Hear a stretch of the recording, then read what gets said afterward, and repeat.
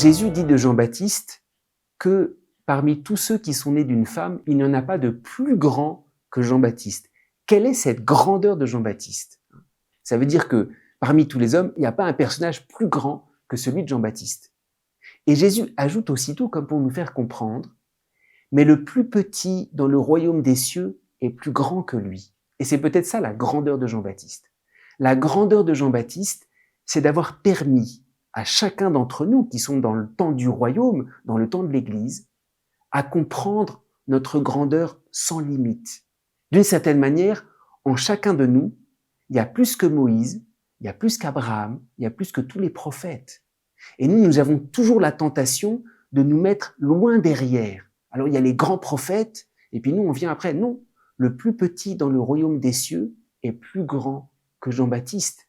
Et c'est ça la grandeur de Jean-Baptiste, c'est de nous emporter avec lui et de nous faire comprendre. Et c'est ça le vrai témoin.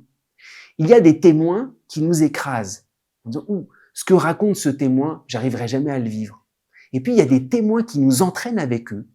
Tout ce que je vis, c'est pour toi.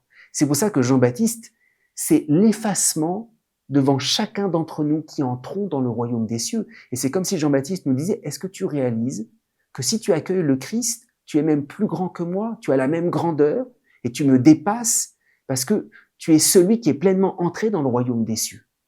Jean-Baptiste, sa grandeur, c'est d'emporter chacun d'entre nous pour nous faire découvrir notre vraie grandeur. Et il y a des témoins de la foi qui sont comme des Jean-Baptiste pour nous, parce que tout d'un coup, on réalise que tout le mystère du royaume des cieux est pour nous. Alors c'est vrai, dans l'Ancien Testament, il y a des grands hommes. Il y a Abraham, qui est ce patriarche, ce premier des patriarches. Il y a Moïse. Mais dans l'Ancien Testament, Moïse se tient sur la montagne, et puis le peuple est loin derrière, comme si jamais il y en a un qui peut rentrer en présence de Dieu, et puis tous les autres sont un petit peu loin, ils sont en bas de la montagne. Dans le Nouveau Testament, dans le royaume des cieux, et c'est ça que fait comprendre Jean-Baptiste. Il n'y a pas un grand qui est en haut de la montagne, Jésus nous prend avec lui sur la montagne. Et Jean-Baptiste nous fait comprendre, ne te diminue jamais. Il n'y a pas les grands saints et puis toi après. La grandeur de Jean-Baptiste, c'est justement de nous faire comprendre que chacun d'entre nous, même le plus petit dans le royaume des cieux, est plus grand que lui.